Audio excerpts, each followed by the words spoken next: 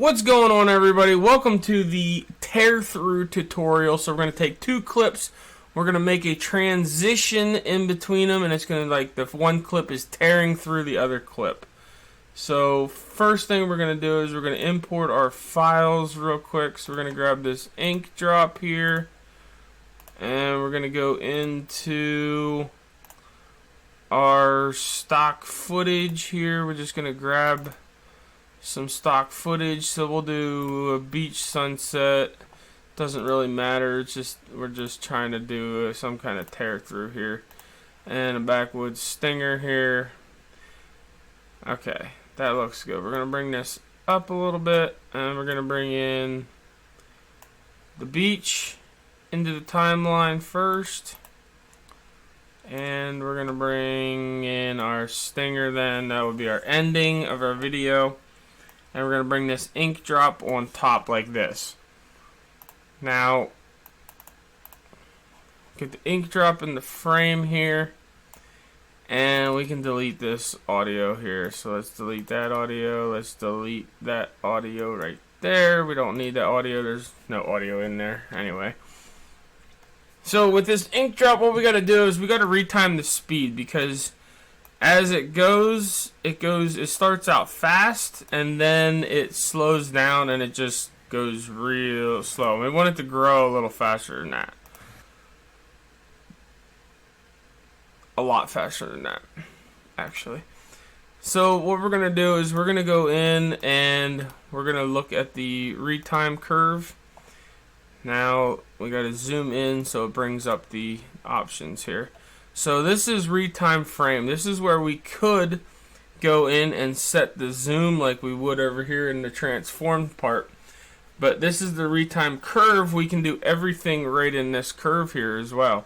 We can change the speed of the clip.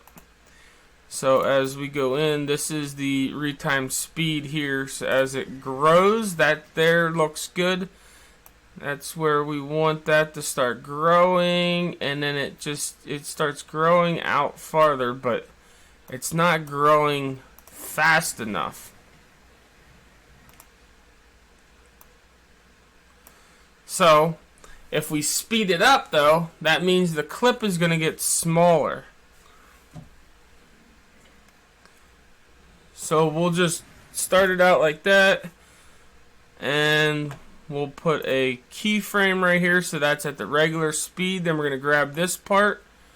Well, actually, we'll grab this keyframe here, and we're going to curve it, and then we'll bring this part up to 300. That's as high as that goes, but if you want it to go higher, you can just grab it, left click, and pull to the right, and you can grab this up higher if you want it to go higher or whatever you want.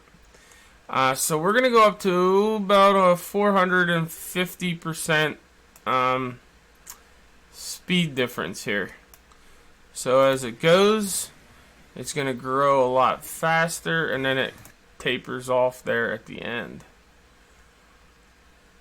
And then what we're going to do is we're going to zoom in to bring up this box up here again. So we got to zoom in to bring this box up. For the retime speed, let's bring this back over, and let's go back to retime frame.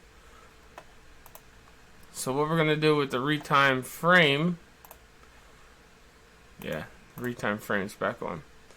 We're going to come over here to the end of this clip, right before the ending, and we are going to make it the size of that. So now, and we're going to keyframe it. Yeah, I knew that was going to happen. I forgot to keyframe it at the beginning. So we'll make it same size right there. And it was actually on 1. So we'll make it 1 right there. At the very beginning, we'll make it 1 size. We'll keyframe it. Then we'll come here to the end. Bring this clip down here towards the end. And right before the end, we're going to make it the size of the frame, and it'll automatically keyframe there. Okay, so now we can close that, and we're gonna zoom out here a little bit. Gonna bring this over onto this part of the film, and we are going to make a cut. Go back into the edit page and select them both, and we're going to go over to the color page. Now in the color page, we're going to want this here node selected, our ink drop node selected. We're going to click on monochrome, and we're going to add an alpha. So we're going to right click, add alpha output, and we're going to hit Alt S to create another node.